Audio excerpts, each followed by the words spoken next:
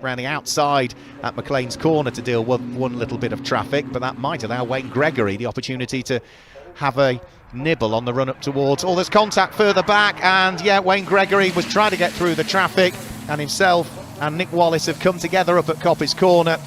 Damage to both cars. Wayne Gregory, I think, trying to drag his way back out of the gravel trap. Mark McAleer slots himself through into second place. Pete Morris is there in third. James Cayley is there in fourth place, but might get picked up and drop down to fifth. We've got problems further back. There was a spin by the look of things for one car that's in the process of recovering, which I think was Paul Seagrave. And there was another car that went through the gravel trap and up towards Redgate Corner, but it's Simon Clark that leads. It is going to be Mark McAleer in second place, Jake McAleer in third position. Looks like Bill Cayley gets a little bit wiggly, and coming out of the corner, somebody gets turned around, I'm afraid to say. And at that, everybody else has managed to get through the first corner, albeit I've just seen somebody on the grass heading up towards Schwantz Curve that was bouncing around a little bit, so they will rejoin again, I hope. But that will have cost them a little bit of time, and it is going to be Ed Hayes, I think. Yes, it is. It's Ed Hayes at the wheel of his Cayman, who has shortcut a fair chunk of the circuit. Has he filled those radiator ducts with freshly mown grass? I think he might have done, you know.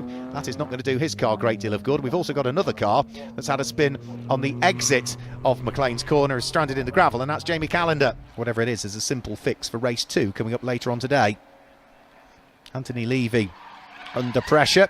He's got the yellow car of Mike Kirtler behind him and a big spin just ahead, and that will be Ben Grucock that's had the spin. Ryan Charters, 1 minute 46.022, so the red car in the background of the shot that has a big moment and skitters off into the gravel trap at Paddock Hill Bend.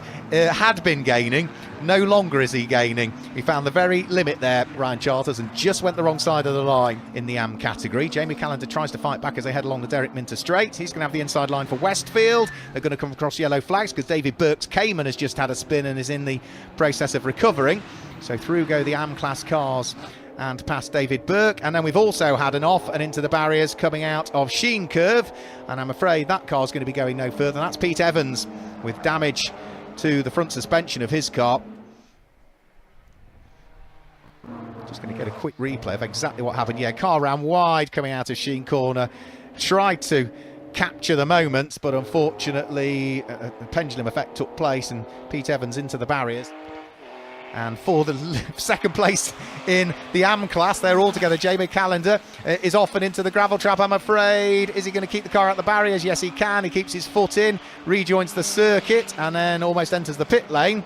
But that was 3 wide for second, third and fourth in the class. Was never going to work. Another good fight that we've got going on is Eric Bridges, who is busy fighting away with Charlie Dye. And there, I'm afraid, is Perry Darling. He's had an off. So Perry Darling off the circuit. And now that leaves 2 for the lead of the race.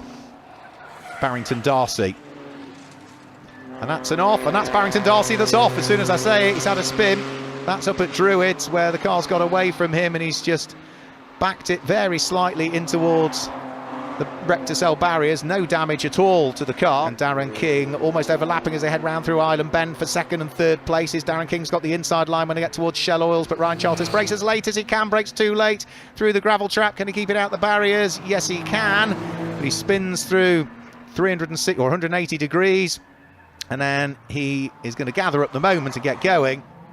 Welcome along to Alton Park, everybody. The second of our Porsche races of the day, the first for the Club Motorsport Championship in contact with Pirelli is there, and already we've got an instant on the start-finish line. Up on the 2 wheels goes Peter Evans, smashes into the side of, I'm afraid, Shiraz Khan. We've also got Pete Morris involved, and number 44 has also got tangled up as well, which is the car of Andrew Porter. So without question, I suspect the red flags will be coming on. These cars had gone onto the grid slightly earlier, which almost caught us out. And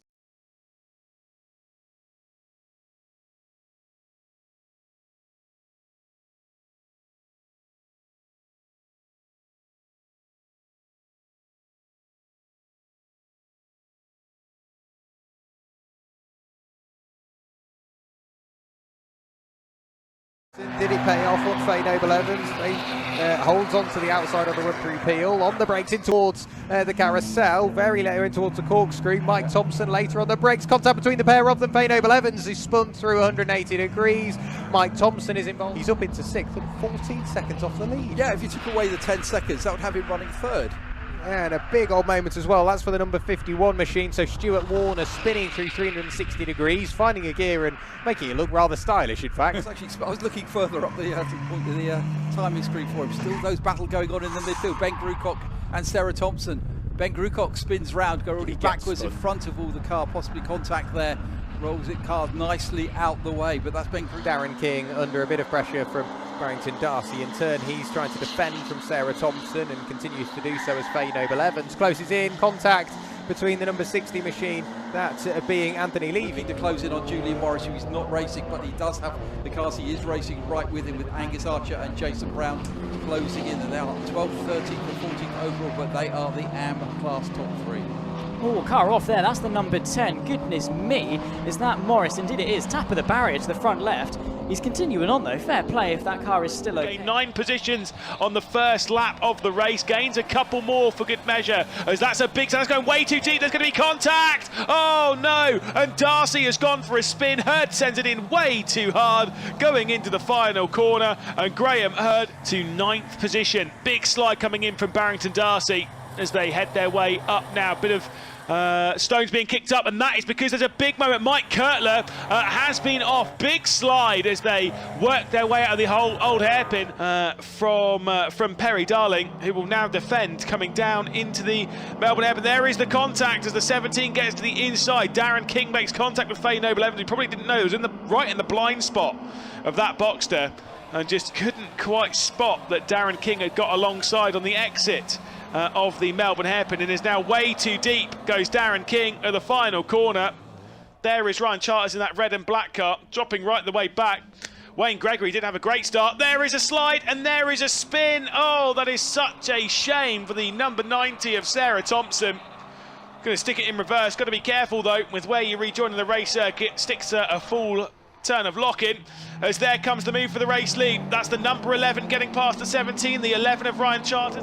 Big dives from a couple of the drivers. That would be Paul Simpson that's made that dive down into. Oh, there's contact as well. They're going to go out to the barrier. It'll be Paul Simpson, I believe. It might be Julian Morris who was contact. There was the contact with straight across the road. It wasn't Paul Simpson. Sorry, I think that might have been Pete Evans. Championship lead though, not in Simon Clark's hands. So shows that qualifying is one thing, racing is another. Oh my goodness, that is a big spin. I don't even know how you quite managed that one, but it was the 85 of Bayston just getting onto the brakes as they head through the Schwartz curve, a little bit unsettled. That'll be Wilkinson then up to 16th position. Of course, she started from pole position. Oh my goodness, that is so deep on the brakes. That is Khan, who's just run in a little bit too hot coming down into the Melbourne hair. Again, trying to come straight back through. Arch to the outside as they head into the final corner.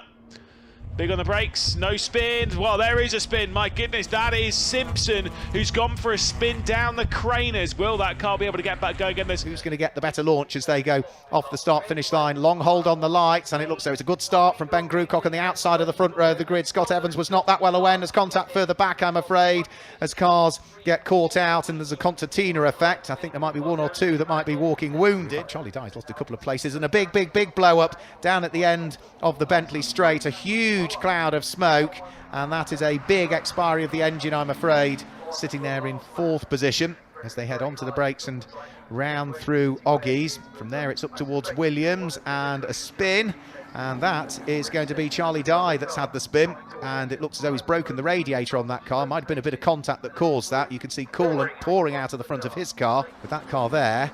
And then also at the end of the Bentley straight, the number 64 car busy smoking away. There is a change of surface flag there, and straight on to the oil goes the race leader. Scott Evans has to shortcut across Brundle and Nelson. Where is he going to rejoin? He can't gain an advantage as a result of that, so he needs to back off the throttle. Ryan Charters gets caught out on the oil. Graham Hurd gets caught out as well. Charters has to take to the escape road, and with all of that out there on circuit and a stricken car at the exit of Agostini, not unsurprisingly, the safety car is called for. It looks as though it is not just Charlie Dye on his own at that part of the circuit. We have also got the number 60 car, which is such a shame out there on circuit. That is Anthony Levy. It's already up into, what's that going to be, something like 6th or 7th position, and that is going to make it pretty much impossibly hard for Ryan Charters, who tries to dive his way at the inside of Darren King. Darren King makes contact with Mike Thompson as a result of having been pitched into a spin himself. And that was Ryan Charters, and with a 10-second penalty as Perry Darling dives up the inside of Wayne Gregory. Can he get past Ryan Charters as well? Yes, he can. 2 for the price of 1 there for Perry Darling. And there's contact in the background, and I think that is Graham Hurd that's gone round. Delayed also was Matt Goff. And then almost Bill Cayley into the back of Mark McAleer as they went in towards the bomb hole. And Christian Walker off onto the grass, got caught out on the wet tarmac there at that part of the circuit. Remember, all of these cars are on slick tyres. It is raining out there, and right around the outside goes Bill Cayley to pick up the lead of the race at Coreham.